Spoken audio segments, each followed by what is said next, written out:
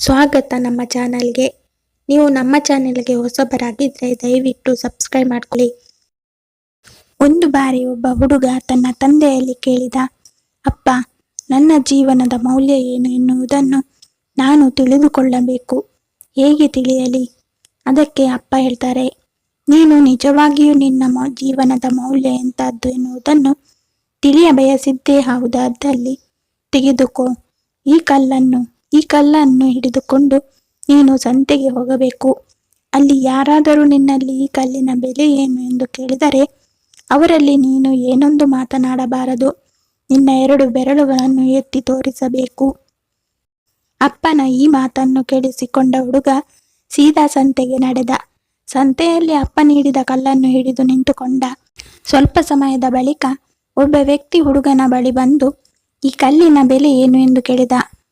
ಆ ಹುಡುಗ ಏನನ್ನು ಮಾತನಾಡದೆ ತನ್ನ 2 ಬೆರಳುಗಳನ್ನು ತೋರಿಸಿದ. ಆಗ ಆ ವ್ಯಕ್ತಿ 200 ರೂಪಾಯಿನ? ಹಾಗಾದರೆ ಈ ಕಲ್ಲನ್ನು ನನಗೆ ನೀಡು ಎಂದ. ಆ ಹುಡುಗ ಆಶ್ಚರ್ಯಕ್ಕೆ ಒಳಗಾದ. ಏನೋ ಒಂದು ಸಾಧಾರಣ ಕಲ್ಲು, ಅದಕ್ಕೆ 200 ರೂಪಾಯಿ ಬೆಲೆನಾ? ಆ ಹುಡುಗನಿಗೆ ಕುತೂಹಲ ತಡೆಯಲಾಗಲಿಲ್ಲ.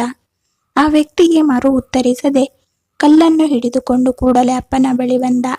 ಅಪ್ಪ, ಸಂತೆಯಲ್ಲಿ ಒಬ್ಬ ವ್ಯಕ್ತಿ ಈ ಕಲ್ಲಿಗೆ 200 ರೂಪಾಯಿ ನೀಡುವೆ ಎಂದ. ಆದರೆ ನಾನು ಅವನಿಗೆ ಏನೊಂದು ಉತ್ತರಿಸದೆ ಮರಳಿ ಬಂದೆ. ಅದನ್ನು ಕೇಳಿ ಅಪ್ಪ ಹೀಗೆಂದ, ಆಯ್ತು, ಈಗ ಈ ಕಲ್ಲನ್ನು ನೀನು ವಸ್ತು ಸಂಗ್ರಹಾಲಯಕ್ಕೆ ತೆಗೆದುಕೊಂಡು ಹೋಗಿ ಅಲ್ಲಿ ನಿಲ್ಲು. ಅಲ್ಲಿಯೂ ಕೂಡ ಯಾರಾದರೂ ಬಂದು ಈ ಕಲ್ಲಿನ ಬೆಲೆ ಏನೆಂದು ಕೇಳಿದರೆ ನೀನು ಏನೊಂದು ಮಾತನಾಡಬಾರದು. ಮೊದಲಿನ ಹಾಗೆ 2 ಬೆರಳನ್ನು ಎತ್ತಿ ತೋರಿಸಬೇಕು. ಆ ಹುಡುಗ ಈಗ ವಸ್ತು ಸಂಗ್ರಹಕ್ಕೆ ಹೋದ. ಅಲ್ಲಿ ಒಬ್ಬ ವ್ಯಕ್ತಿಗೆ ಈ ಹುಡುಗನ ಕೈಯಲ್ಲಿದ್ದ ಕಲ್ಲು ಕಾಣಿಸಿತು.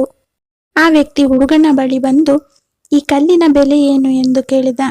ಹುಡುಗ ಏನೊಂದು ಮಾತನಾಡದೆ ತನ್ನ 2 ಬೆರಳನ್ನು ಎತ್ತಿ ತೋರಿಸಿದ. 20,000 ರೂಪಾಯಿನ? ಆಯ್ತು, ಈ ಕಲ್ಲು ನನಗೆ ಬೇಕು. ನಾನು ನಿನಗೆ 20,000 ನೀಡುವೆ ಎಂದ ಆ ವ್ಯಕ್ತಿ. ಆ ಹುಡುಗ ಮತ್ತೆ ಆಶ್ಚರ್ಯಕ್ಕೆ ಒಳಗಾದ. ಕುತೂಹಲ ಇನ್ನೂ ಹೆಚ್ಚಾಯಿತು. ಕೂಡಲೇ ಅಪ್ಪನ ಬಳಿ ಹೋಗಿ ನಡೆದಿದ್ದೆಲ್ಲವನ್ನು ವಿವರಿಸಿದ. ಅದನ್ನು ಕೇಳಿ ಅಪ್ಪ ಹೀಗೆ ಹೇಳಿದ, ಈಗ ನೀನು ಕೊನೆಯದಾಗಿ ಇನ್ನೊಂದು ಸ್ಥಳಕ್ಕೆ ಹೋಗಬೇಕು. ಈ ಊರಿನಲ್ಲಿ ಅತ್ಯುತ್ತಮವಾದ ಬೆಲೆ ಬಾಳುವ ಕಲ್ಲುಗಳನ್ನು ಮಾರಾಟ ಮಾಡುವ ಅಂಗಡಿಗೆ ಹೋಗು. ಅಲ್ಲಿ ಯಾರಾದರೂ ನಿನ್ನಲ್ಲಿರುವ ಈ ಕಲ್ಲಿನ ಬೆಲೆ ಕೇಳಿದರೆ ಅಲ್ಲಿ ಕೂಡ ಏನನ್ನು ಮಾತನಾಡದೆ ಕೇವಲ ನಿನ್ನ 2 ಬೆರಳನ್ನು ಎತ್ತಿ ತೋರಿಸಬೇಕು. ಹುಡುಗ ಕೂಡಲೇ ಆ ಊರಿನ ಬೆಲೆ ಬಾಳುವ ಕಲ್ಲುಗಳನ್ನು ಮಾರಾಟ ಮಾಡುವ ಅಂಗಡಿಗೆ ಹೋದ. ಆ ಅಂಗಡಿಯ ಸಾಹುಕಾರನಿಗೆ ಈ ಹುಡುಗನ ಕೈಯಲ್ಲಿದ್ದ ಕಲ್ಲು ಕಾಣಿಸಿತು. ಆತನಿಗೆ ಹುಡುಗನ ಕೈಯಲ್ಲಿದ್ದ ಕಲ್ಲನ್ನು ನೋಡಿ ಆಶ್ಚರ್ಯವಾಯಿತು. ಅಯ್ಯೋ ದೇವರೇ, ಈ ಕಲ್ಲನ್ನು ಎಷ್ಟು ದಿನದಿಂದ ಹುಡುಕುತ್ತಿದ್ದೇನೆ. ಎಲ್ಲಿ ಸಿಕ್ಕಿತು ಈ ಕಲ್ಲು ನಿನಗೆ? ಈ ಕಲ್ಲಿನ ಬೆಲೆ ಏನು? ಹೇಳು, ಬೇಗ ಹೇಳು. ಆ ಹುಡುಗ ಏನೊಂದು ಮಾತನಾಡದೆ ತನ್ನ 2 ಬೆರಳನ್ನು ಎತ್ತಿ ತೋರಿಸಿದ. ಎಷ್ಟು? 2 ಲಕ್ಷ ರೂಪಾಯಿನ? ಆಯ್ತು, ನಾನು ನಿನಗೆ 2 ಲಕ್ಷ ರೂಪಾಯಿ ಕೊಡುತ್ತೇನೆ. ಈ ಕಲ್ಲನ್ನು ನನಗೆ ನೀಡು. ಏನು, 2 ಲಕ್ಷ ರೂಪಾಯಿ? ಆ ಹುಡುಗನಿಗೆ ಆಶ್ಚರ್ಯ ಹಾಗೂ ಕುತೂಹಲ ತಡೆಯಲಾಗಲಿಲ್ಲ. ಒಂದೇ ಉಸಿರಿಗೆ ಅಪ್ಪನ ಬಳಿಗೆ ಓಡಿದ. ಅಪ್ಪ, ಆ ಅಂಗಡಿ ಮಾಲೀಕ ಈ ಕಲ್ಲಿಗೆ 2 ಲಕ್ಷ ರೂಪಾಯಿ ಕೊಡಲು ಸಿದ್ಧನಿದ್ದಾನೆ ಎಂದು ಆಶ್ಚರ್ಯದ ಕಂಗಳಿಂದ ಅಪ್ಪನತ್ತ ನೋಡಿದ. ಆಗ ಅಪ್ಪ, ಮಗು, ಈ ಕಲ್ಲಿನಂತೆ ನಿನ್ನ ಜೀವನದ ಮೌಲ್ಯ ಕೂಡ ಪ್ರತಿಯೊಂದು ಜೀವಿಯ ಜೀವನದ ಮೌಲ್ಯ ಅಮೂಲ್ಯವಾದದ್ದು. ಆದರೆ ಜನರು ಮಾತ್ರ ಅವರ ಮಟ್ಟವನ್ನು ಆಧರಿಸಿ ನಿನ್ನನ್ನು ಗೌರವಿಸಬಹುದು. ಅದಕ್ಕಾಗಿ ಚಿಂತಿಸಬೇಕಿಲ್ಲ. ನೋಡು, ಈ ಕಲ್ಲಿಗೆ ಸಂತೆಯಲ್ಲಿದ್ದಾಗ 200 ರೂಪಾಯಿ ಬೆಲೆ ಕಟ್ಟಲಾಯಿತು.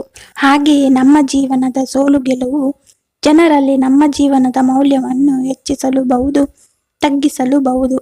ಹಾಗಾಗಿ ಇನ್ನೊಬ್ಬರು ನಮ್ಮ ಬಗ್ಗೆ ಏನು ಮಾತನಾಡುತ್ತಿದ್ದಾರೆ ಎಂದು ಚಿಂತಿಸಿ ಕೂರಬಾರದು. ನಾವು ಮಾಡಬೇಕೆಂದಿರುವ ಕಾರ್ಯವನ್ನು ನಿಷ್ಠೆಯಿಂದ ಮಾಡಿದಾಗ ಯಶಸ್ಸು ನಮ್ಮನ್ನು ಹುಡುಕಿಕೊಂಡು ಬರುವುದು. ಆಗ ನಮ್ಮ ಜೀವನದ ಮೌಲ್ಯ ಕೂಡ ಹೆಚ್ಚಾಗುವುದು.